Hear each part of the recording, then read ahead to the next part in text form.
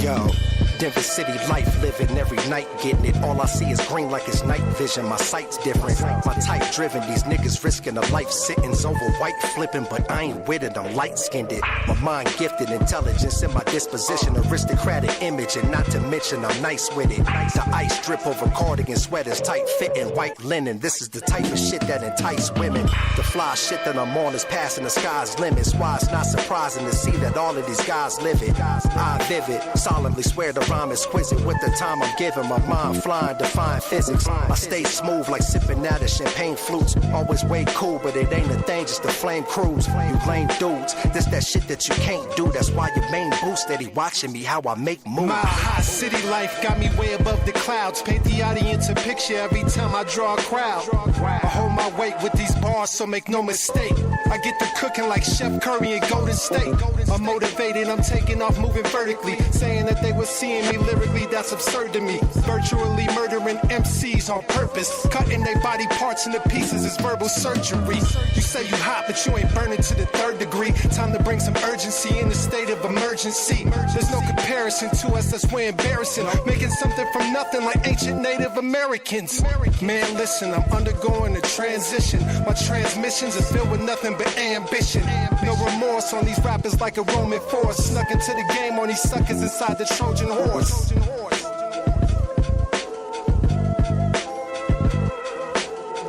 No remorse on these rappers like a Roman force. Snuck into the game on these suckers inside the Trojan horse.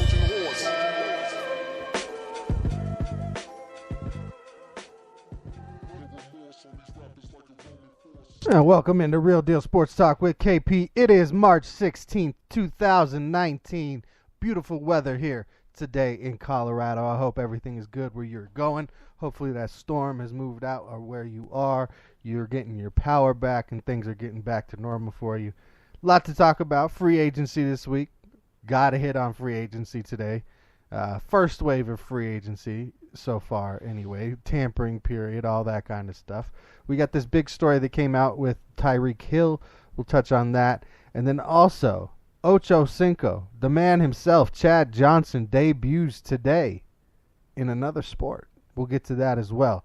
But let's kick it off with our free agency conversation. I'm going to start with my winners and losers on paper right now as far as free agency signings go. Got these written down for everybody. We'll start off with the winners. We're going to talk some of the losers, some of the other signings I also like. And then, we had a couple floppers out there this year as well so far. And no particular order on these teams by any means. I just kind of went through, and these are the teams that I feel have done a pretty good job so far. We will go through them alphabetically, however, the winners, the losers. On my winning teams, I have quite a few more winning teams than I have teams that are losing so far in free agency. I also have a team that, I don't really know what to expect, and it's kind of their way that is, the viewpoint I have. We'll get to them as well. All right, first team that I have on my winner's side is going to be the Baltimore Ravens. Now, yes, Baltimore lost a lot on that defense. They lost 4 or 5 starters. They lost key veterans. They lost guys from every level of that unit, pass rushers, coverage guys, leaders, you name it. All-time greats, record holders. But despite those losses, their new regime, Ozzie Newsome's out, is picking up right where the last regime left off. They re-sign Justin Bethel. They get Nick Boyle, Mark Ingram, and Earl Thomas. Earl Thomas solidifies the defense. Mark Ingram gives you another running back with Collins being let go due to his legal trouble to help you stay as a running game with Lamar Jackson as your quarterback moving forward. Did they fill every hole they lost? No, but did they make very key signings at positions of need that are going to help dictate the flow of what that team is? Yes, very much. Winners for the Baltimore Ravens. I also have the Buffalo Bills as winners right now, and mostly because they signed everybody. They've re-signed their guys. They re-signed everybody else's guys. They gave their team competition. They gave their team some depth. They bring in a Cole Beasley who wants to compete, and he wants to be that slot guy. He gets paid. John Brown comes in. Nobody saw John Brown going to Buffalo, but he comes in, gives them that deep threat. Frank Gore comes in to match up with LaShawn McCoy, which we were going to see in Philadelphia a few years ago, but now we're going to see in Buffalo, giving them that change of pace back, that veteran, that leader, that guy who knows how to get a first down, lean forward, tough-minded, only 500 yards or so behind Barry Sanders for third all-time. Frank Gore joins the club. Kevin Johnson signs. Tyler Kroft, the tight end, signs. They get the center Mitch Morse from Kansas City that a bunch of people wanted. Ty Nitschke, the offensive tackle. Jordan Phillips resigns, and they bring in one of the top return men in Andre Roberts, who I believe was an All-Pro, at very least a Pro Bowler last year at that position. Of course, Cleveland right now is sitting as a spot of winning, made some big trades, but they also bring in a Sheldon Richardson to add to that defensive line. They also bring back Greg Robinson, who played well in his time in Cleveland last year. Their trades, which we'll talk about here in a minute, also are one of the reasons as to why they're on this winners list, but we're not going to talk about the trade just yet. I also have the Denver Broncos as winners. They now, with the additions of a Bryce Callahan and a Kareem Jackson, have 3 of the top 5 rated corners last year by Pro Football Focus. When you add in Chris Harris Jr., that, it's not going to be the no-fly zone, but they're going to have a good secondary once again. Quick turnaround. They have the leader in Joe Flacco that they wanted. They bring back Jeff Hireman to add competition to that tight end room, and they think with the signing of Jawan James, they're finally going to have that right tackle position figured out, making him the highest paid right tackle. Probably my least favorite signing of theirs so far. I think they might have overpaid a little bit for what his skill set is. But we'll have to see moving forward how that goes for the Denver Broncos. The Detroit Lions I have as a winner right now. Their signings are at positions of need. They were able to get the top pass rusher and the top tight end on the market in Jesse James and Trey Flowers. Versatile guys that want to play for Matt Patricia, which is a lot of what we heard coming out of last year, is guys don't like playing there. They didn't like the change in the atmosphere, and we're starting to see that switch a little bit. Justin Coleman, a guy who grew up playing with Darius Slay, joins the secondary, one of the top-rated corners at his position last year. And then Danny Amendola, just a guy who knows the Patriot way. We're going to call it what it is until the Lions start becoming successful and winning games and Super Bowls, because that's what they're trying to emulate. That's what they're trying to reproduce right now, very much so in their own light in Bob Quinn and Matt Patricia. I have the Green Bay Packers as winners. You bring in a lot of defensive help with Preston Smith, Zadarius Smith, Adrian Amos. You bring in a versatile offensive lineman in Billy Turner who can play both guard positions, both tackle positions. You re-sign a Mercedes Lewis or bring him back actually on a 1-year deal. So that's big for Green Bay. Next team I have on my winners list, going through the teams alphabetically, is the New Orleans Saints. Bringing back Teddy Bridgewater as the heir apparent, it seems like, there for Drew Brees. Adding Malcolm Brown to that defensive line and Mario Edwards only helps that pass rush rotation and that Saints defense that was very solid the last 2 years. They re-signed their kicker and get Latavius Murray on a very team-friendly deal, replacing Mark Ingram as he exits. So now they still have that 1-2 punch at running back with Kamara and Murray, and you got to like that. You still have Mike Thomas. You still have can't guard Mike. You still got Drew Brees. You still have Ted Ginn. So, you add to the defense. You made it stronger. You made it a better run defense a little bit with the addition of Malcolm Brown. And then you just add a couple weapons and interchangeable pieces to the offensive side of the ball. I have the Giants as winners. Yes, the Giants. I know they lost a lot of talent.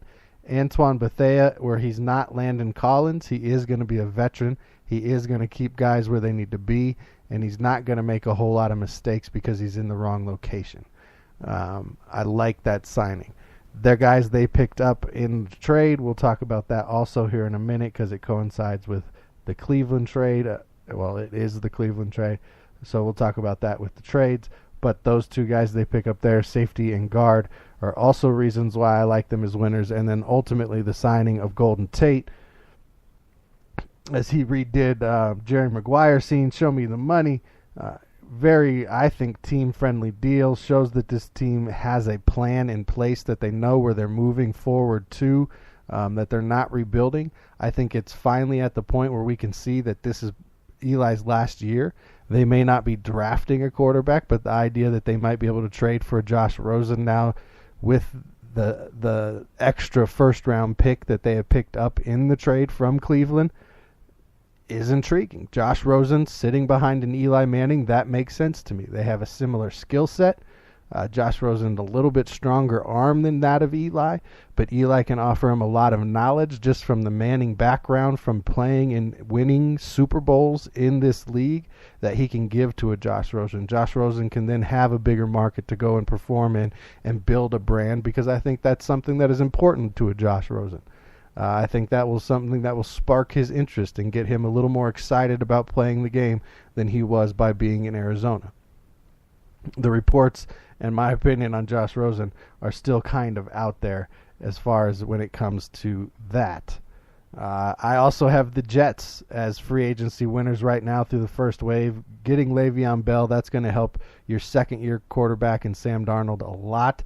He's now going to have a very dependable guy. What they thought they were going to get in a late Matt Forte a couple years ago, the Jets, they'll now be getting in a late Le'Veon Bell now with his big deal. And I know a lot of people are going to point out, oh, he's going to come up short on money. He missed out on this. It didn't work sitting out. No, it 100% worked out, because he showed everybody he's not there to be bought. He's not there to be a pawn. He's not there to be a toy.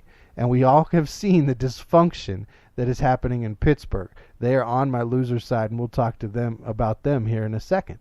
But he was not going to be part of a dysfunctional era that they could just continue to sign him to this one-year deal and not have bigger guaranteed money. That's not how it works for the players. He took some of that power back, even maybe by losing some money. So I still believe Le'Veon did the same right thing. The Jets also get a Josh Bellamy, Jamison Crowder. C.J. Mosley is going to be huge on the defensive side of the ball for them. And Kelechi Osemele comes over in a trade as well. I also have the San Francisco 49ers as winners right now. Signing Kwan Alexander might have been a big contract, but he was a beast a few years ago. Had some injury issues recently. If he gets back on track flying around in that defense, he's going to be a good linebacker for him. Tevin Coleman reconnecting with Kyle Shanahan there in San Francisco. Love that pickup. D Ford in the trade.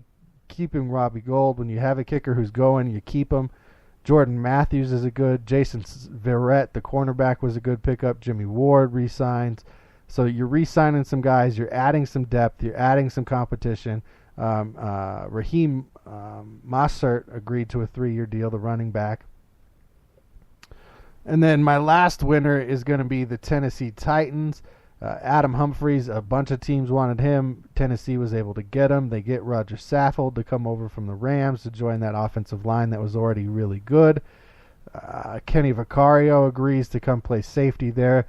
You put that safety tandem with Bird together, all of a sudden you got an amazing back end there. Cameron Wake, who's 37, yes, but young legs pretty much because he's been injured and missed games so much. I think he still has a lot to offer there, as Tennessee is a part-time pass rusher. So I really like what they have done so far in free agency also. Now my losers in free agency, we'll do reverse alphabetical order here. I have the Steelers right now. You lost Antonio Brown. You lost Le'Veon Bell. Your team has been exposed to be dysfunctional. Jesse James said as much when he signed his contract with Detroit, that he was just glad to be away from all of the drama. Not necessarily that's the reason that he left, but it's good to be away from that drama. There's a lot of dysfunction there. I think there's going to continue to be dysfunction there because it centers around the treatment of Ben Roethlisberger. That's been exposed over and over this offseason by players' comments, coaching comments, GM comments. It's a dysfunctional situation in Pittsburgh. You fall behind Cleveland. You fall behind Baltimore. It's not looking good for the Pittsburgh Steelers right now. You bring in a Dante Moncrief, okay. You re-sign Eli Rogers, okay. You've re-signed some guys. You haven't really replaced all of the talent that you're going to lose. My next loser is going to be the Jacksonville Jaguars, and that's mostly because I'm just not sure what they're going to get out of a Nick Foles, because that was their big pickup, was Nick Foles. He hasn't done anything outside of Philadelphia. He didn't do anything in Kansas City, didn't really have the opportunity, but didn't, beat anybody out to take the job there. Lost the job, won the job, lost the job when his time with the Rams. So did they overpay? Did they hurt themselves? Did they put themselves in another Blake Bortles type situation as they released him? Maybe. We'll have to see. We're going to get to see what Nick Foles can do now. They're 100% down there going to have to develop this offense based on what he was doing in Philadelphia if they want to be successful. They're going to have to get Leonard Fournette to play the way that team was playing in Philadelphia to be successful. They can't have Tom Coughlin's idea of a power running game, drop back pocket passer with Nick Foles, because that is not going to work. Can he throw it from the pocket? Sure. Is that what he does best? No. We've all seen since he came into the league from Arizona, what he does best is play action, RPO type football, where he has some options, where he can throw it deep if he has time. And the running game and the wide running game can help him out. So I really don't like Jacksonville's signings. I mean, they didn't make any splashes. They didn't really improve that team. They didn't make any trades to change the dynamic of what caused them to fall apart last year. And it's not just going to be the addition of Nick Foles and the subtraction of Blake Bortles. Jacksonville had more issues to address, I think, than they have so far. Indianapolis Colts, they're my next loser, just because we all expected a lot more from a team that had the cap money, the cap space that they had available. So far, they didn't make any big splashes. They were rumored to be about this guy, about that guy, about this guy. Their big splash has been a one-year deal for Devin Funchess. I guess they wanted a tall receiver for Andrew Luck to be able to throw to. Add another red zone threat. Maybe a guy who can work the middle of the field a little bit with Ebron. They're going to, maybe get some kind of tandem situation going on there across the middle to open up some more deep stuff for T.Y. Hilton. That's all I can kind of see. I do like that they re-signed Pierre Desir. But they haven't done enough so far through the first wave of free agency. And then last, the Cincinnati Bengals. You finished last in the division last year. You've got some turnaround. You're kind of in a situation where you can't make a lot of moves, but you'd like to see them make more moves. You re-sign some guys. You bring in a John Miller, and a B.W. Webb at corner. But with the moves that Baltimore makes, and Baltimore being a destination guys want to go to, with Cleveland doing what they're doing and moving in the direction they're moving, with Pittsburgh still out there, you got to expect more. You got to try and keep pace, and I don't see Cincinnati doing that right now. Maybe they have a solid draft plan in place. Maybe they've got a 2 or 3 year plan they're trying to work out. It doesn't seem like they're in it to win it this year unless stuff just breaks their way. So they are on my early losers list. The Oakland Raiders are the team that I'm just not sure about, honestly. I know the trade was huge. We'll talk about the trade here in a minute. Trent Brown, I honestly think is going to be a disaster signing. I think Tom Brady made him just like he made Nate Soldier look good. Nate Soldier gets $15 million a year, did not have a good year last year for the Giants. We've heard different offensive line coaches and pundits talk about Trent Brown was made by Tom Brady. We'll have to see how his skills and if he's got a big enough chip on his shoulder to reproduce what he did this year in Oakland. As sure, he helped keep Tom Brady up. But, again, when you're getting rid of the ball in 1.5 to 2 seconds, it makes it a little harder. They also re-signed Jonathan Hankins. That's let's see how it goes because he could be really good. Maybe he's not going to be that good.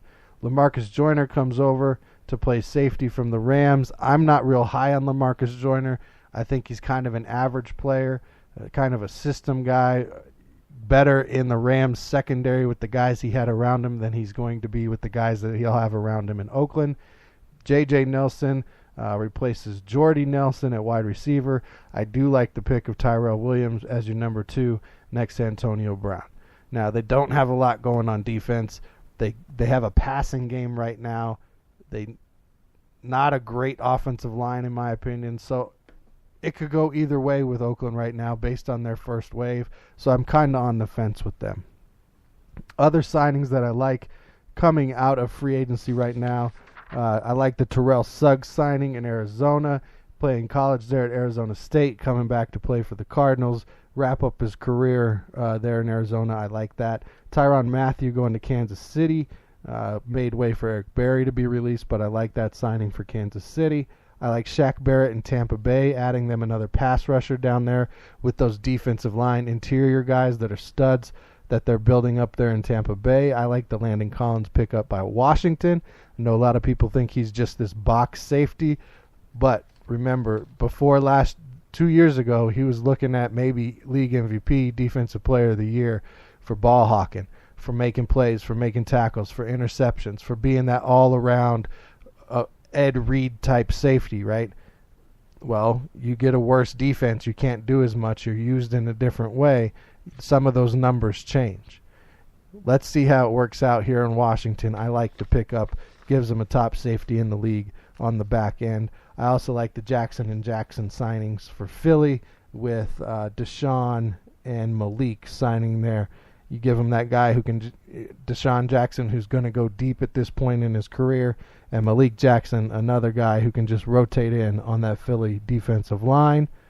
We had some flip-floppers this week. We always have a flip-flopper. It seems like I can't stand flip-floppers. Be a man. If you're going to make an agreement, don't say you need to sleep on it. If you're shaking a hand, if you're telling me you're going to do it, do it. But Anthony Barr tells the Jets he's going to sign with them, changes his mind by morning, signs with Minnesota. And Brashad Perriman tells Cleveland he'll resign, and then goes, oh, no, too much competition. I'm going to go sign with the Tampa Bay Buccaneers. So flip-floppers all over the place. The AFC North basically dictated the first wave of free agency with the trades and signings and things of that nature that went down the storylines, what Cleveland was able to pull off, what Pittsburgh was not able to pull off, the players that went to Baltimore, the players that left Baltimore, the players that were traded out of the division.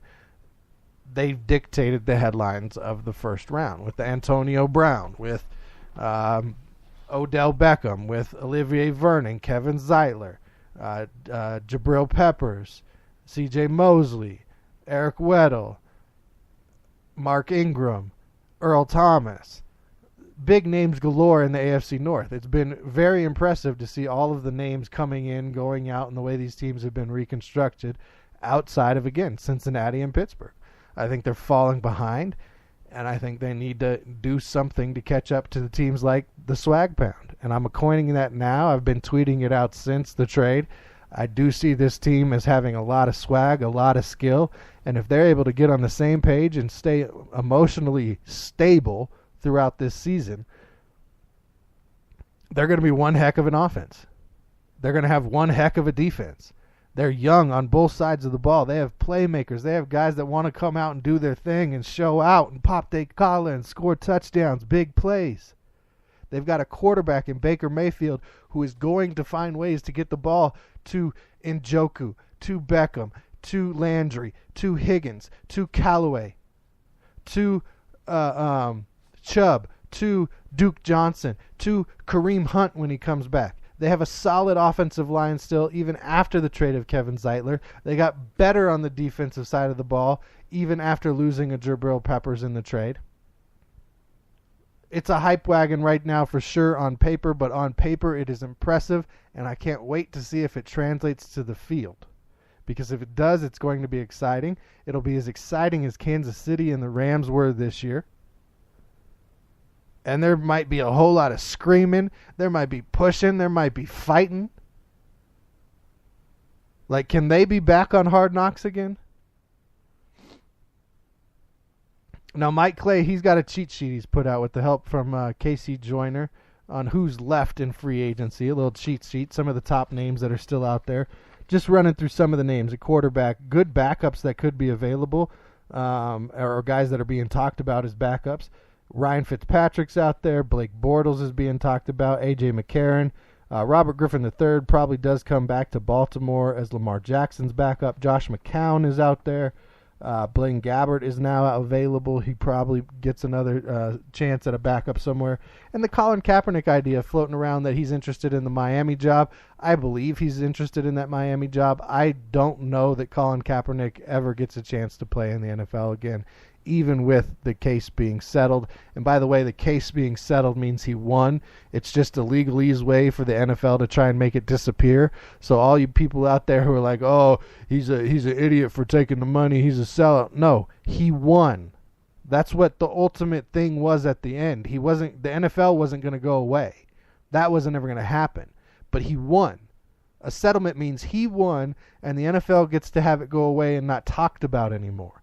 But he won. He doesn't need the NFL. He's making $13 million a year in endorsements, and I don't know that a team out there will have enough oomph to give Colin Kaepernick that shot and put everything they have behind him. Now, maybe Miami's willing to do that. They really don't have a quarterback right now. I think it's Falk and Ruddock are the two quarterbacks on their roster right now. And I saw the other day that the Rams punter has more career passing attempts than both of those guys combined playing quarterback for the Dolphins. So expect the Dolphins to pick up a quarterback somewhere. Will it be a Kaepernick? Will it be somebody in the draft? More than likely somebody in the draft. Jared Cook's still out there at tight end. There's some receivers out there. I don't know that anybody is really like jumping off the page at me on the sheet right here. There's some names, of course. Jermaine Kearse is out there. DeAnthony Thomas, Demaryius Thomas, Randall Cobb, Des Bryant, Mike Wallace, Crabtree, Jordy Nelson. There's names out there, but some of these guys are going to be late additions to rosters come training camp when there's injuries or things like that. Definitely third wave names in the receiver, fullback market for sure. Running backs kind of the same, or offensive tackle, I mean, kind of the same thing. You're looking at, maybe some late additions in the second wave after the draft type guys. Nothing really, depth guys. No real starters in that group unless you're just hurting at offensive line positions. Running backs that are out there, Isaiah Crowell, he gets released because of Le'Veon Bell. C.J. Anderson, he's a grinder, a guy that a lot of teams should want. LeGarrette Blount, he might just find himself on another Super Bowl team this year. But then you got a bunch of depth guys. Maybe somebody gets hurt guys, in-season signs, guys like that on the list. Same with the center and guard position. You got guys that quite possibly could be retiring, guys that careers might be over, and then guys that are going to fill roster spots as the 90-man gets filled out. Interior defensive line, and Ndamukong Suh, I expect him to sign later on, probably closer to training camp. And then you got a bunch of rotational guys. David Irving's on the list, but I don't expect him to be playing this year, as he gave out his Instagram post last week.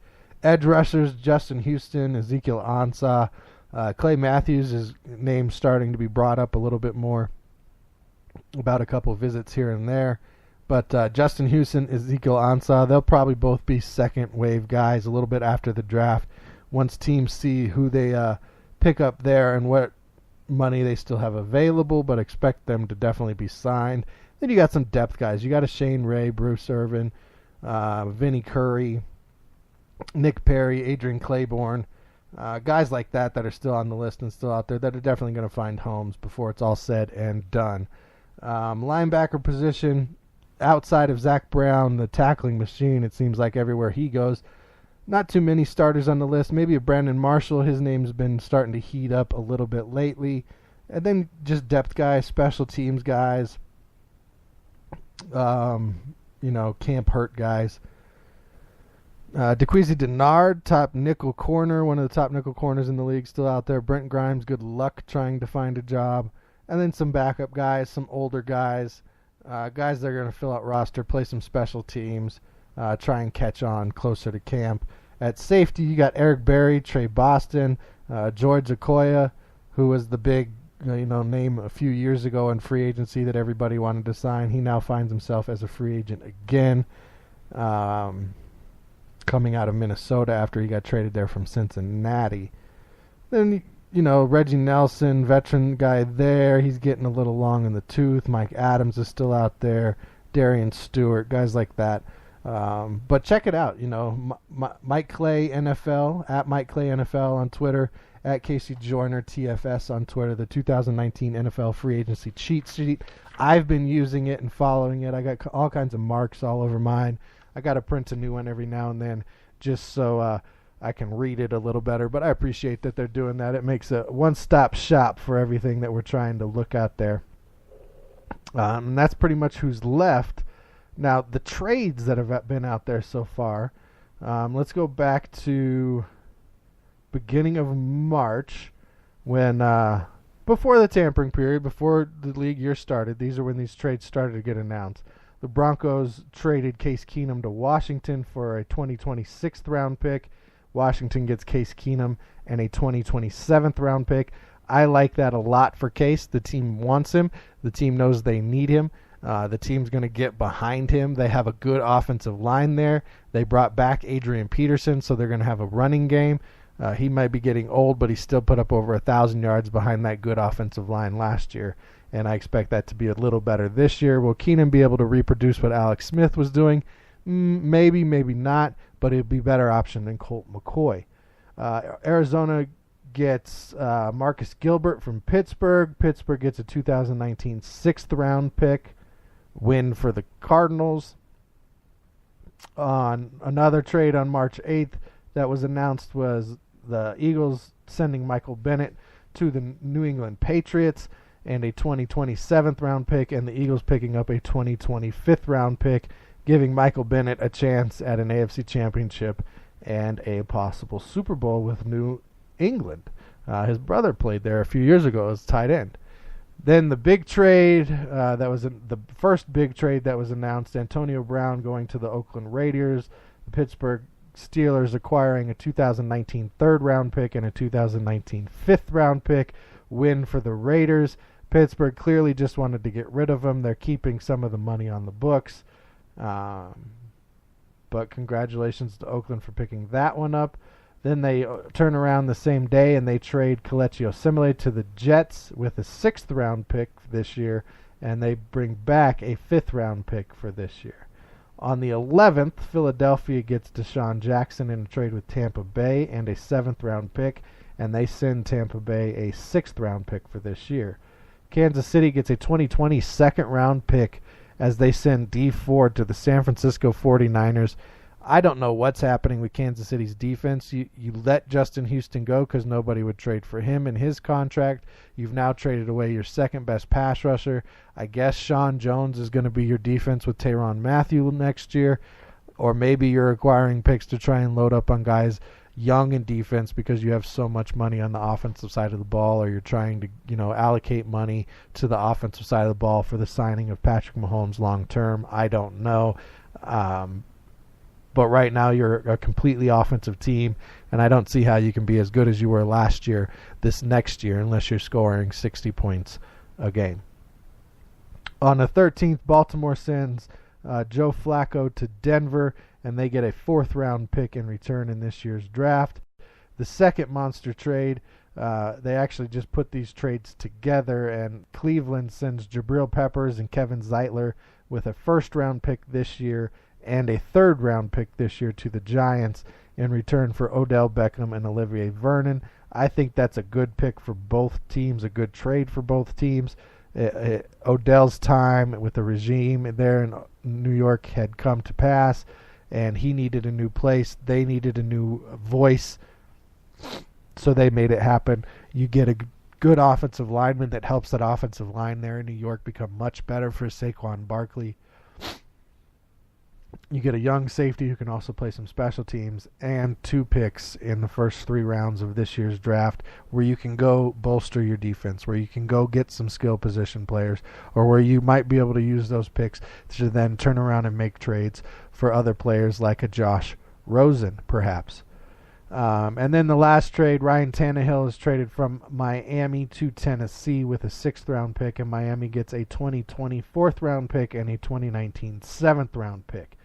I like the trade between Cleveland and New York. I like the trade between Washington and Denver. I like the trade for San Francisco with Kansas City. And I like the trade for Oakland with Pittsburgh. Somebody said this week, no, we'll talk about that at the end of the show. Let's get into Tyreek Hill. More and more recently, we're starting to have more of these reports, more of these incidents, finding out more about these players who have indiscretions. And the court of public opinion always takes into instant action when we hear these headlines without having any facts. It's a little disappointing. That's who we are as a society, that we're so thrill-based, so sensation-based, that we can jump on any story based on the headlines without having all the facts. But it is what it is. It's probably really hard to pick a jury this day and age.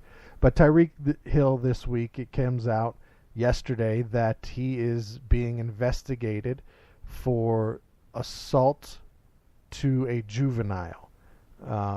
No charges have been filed, just an investigation. There were 2 calls by his wife, girlfriend, same young lady that he had the altercation with in college, choking and punching his pregnant girlfriend, same lady.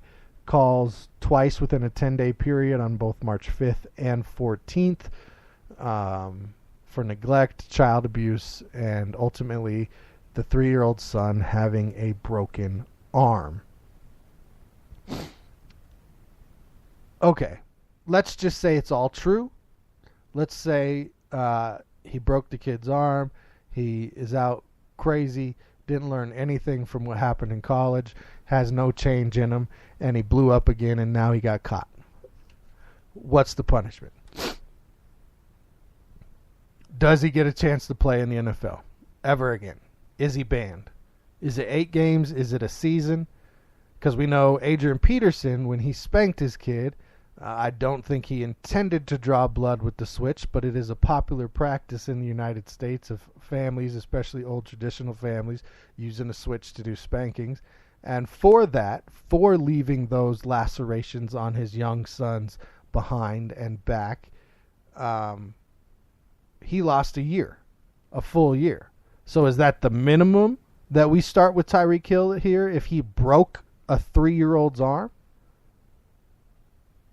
Because broken bones, that takes a lot more effort, a lot more want to, a lot more anger, a lot more I can't withhold, restrain myself than giving a whooping.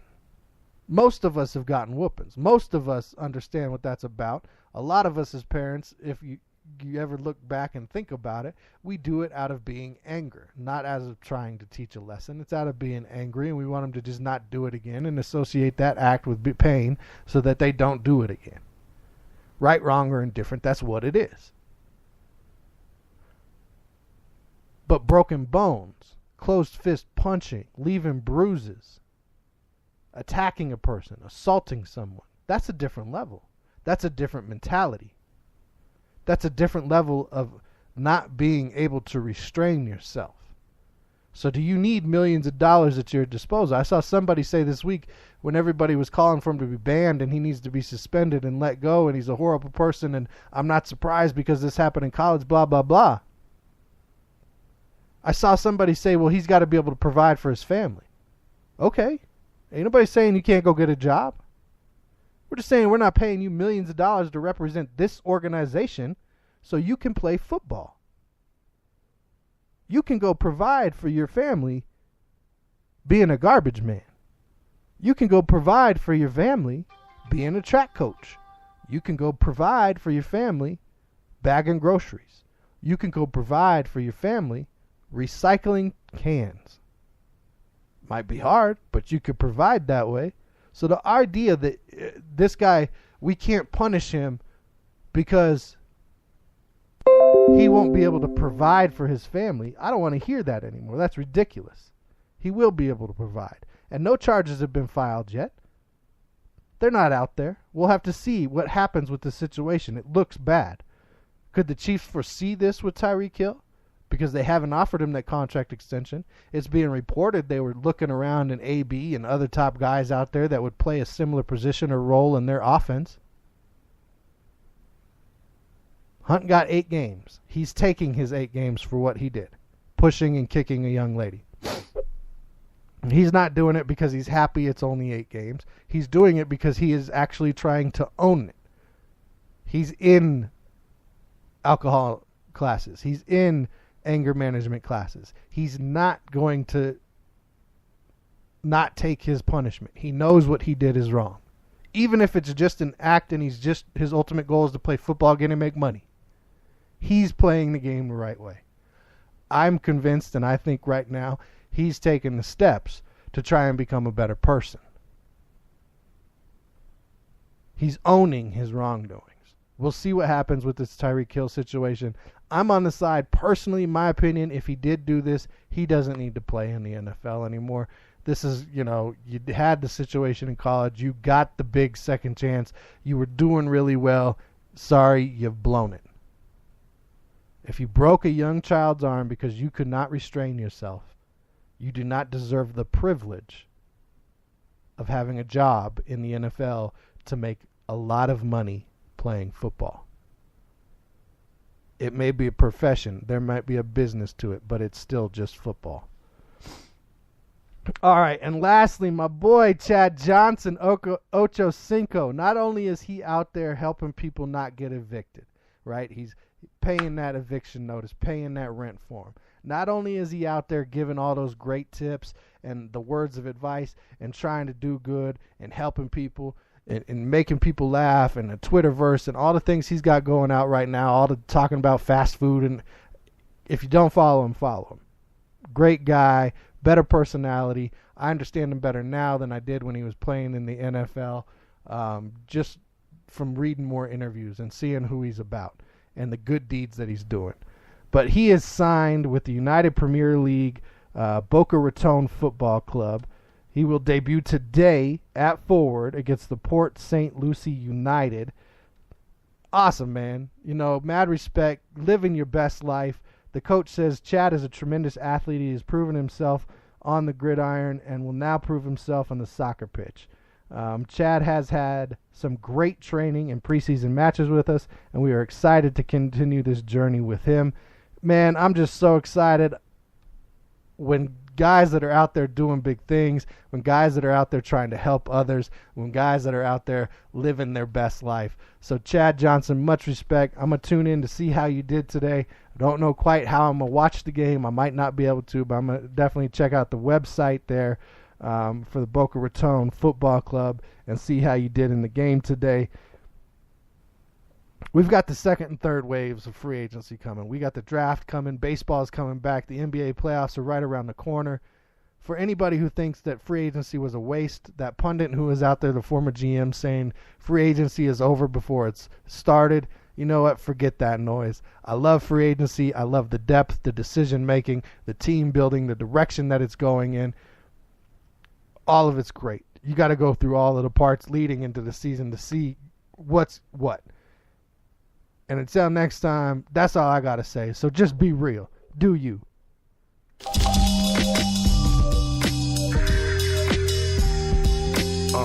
D-Town, can you vibe to this? A D-Town getting down to this. Can you get down to this? The party's rocking and the crowd was lit. The beats knocking in the sound system. And D-Town's in here. We hit the lick to get some crown to sip. The pip is hitting like a pound of bricks. Took a powerful rip. It felt like a time traveling trip. My mind drifting to the cloudy abyss. Took my chalice a sip. Chicks admire how I'm styling my fit. I acknowledge with the smile of a prince. Can tell I'm piling my chips. The party rocking, everybody was bent. Nobody wildin', ain't no violence in here. We all lounging for real. The smooth sounds got us vibing and shit. In D-Town steady riding to this. Can you get down to this? The party's rocking and the crowd was lit. The beats knocking in the sound system. And D-Town's a hit. We hit the lick to get some crown to sip. The pivot's hitting like a pound of brick. Can you get down to this? The party's rocking and the crowd is lit. The beats knocking in the sound system. And D-Town's a hit. We hit the lick to get some crown to sip. The pivot's hitting like a pound of brick. Can you get down to Living this? life to the fullest, it's an everyday philosophy. Walk up in the spot and get the party popping properly. Ain't no beef now, we just chilling inside. All the energy is positive, we feeling that vibe.